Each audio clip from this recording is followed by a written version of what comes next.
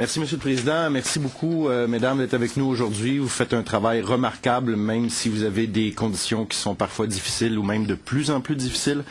Je voudrais juste faire une petite introduction.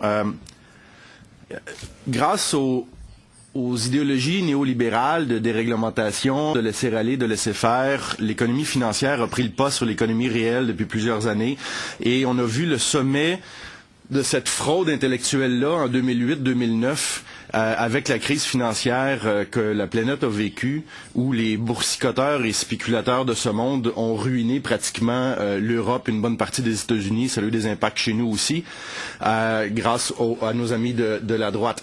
Et ce qui fait en sorte que les quelques personnes qui avaient la chance d'avoir un régime de retraite, qu'il soit public ou complémentaire, ont vu les spéculateurs boursiers ruiner leur espoir d'avoir une retraite intéressante ou décente parce que le taux de capitalisation des régimes de retraite s'est effondré.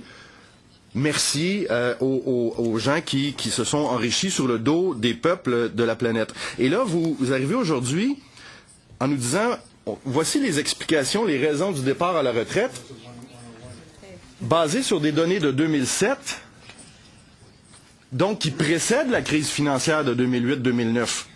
Comment vous pouvez soutenir que ces chiffres-là ont une quelconque valeur encore aujourd'hui? On a fait une enquête sur la sécurité financière. On est allé sur le terrain l'automne dernier. Donc, en 2012, les résultats devraient être disponibles cet hiver. Donc, en décembre 2013 ou début 2014. Ils vont nous permettre de voir les avoirs, les dettes des Canadiens.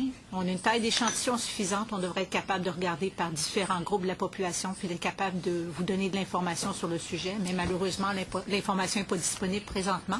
Ça va nous faire plaisir de vous la faire parvenir plus tard cet automne ou cet hiver, dès que l'information va être disponible. Comment vous expliquez que ça prend 6 ou 7 ans avant de renouveler ce genre d'enquête-là, ces données-là qui sont essentielles pour comprendre ce qui se passe dans notre société? En fait, l'enquête sur la sécurité financière n'est pas nécessairement faite de façon régulière, puis ça, c'est dans l'ensemble des pays.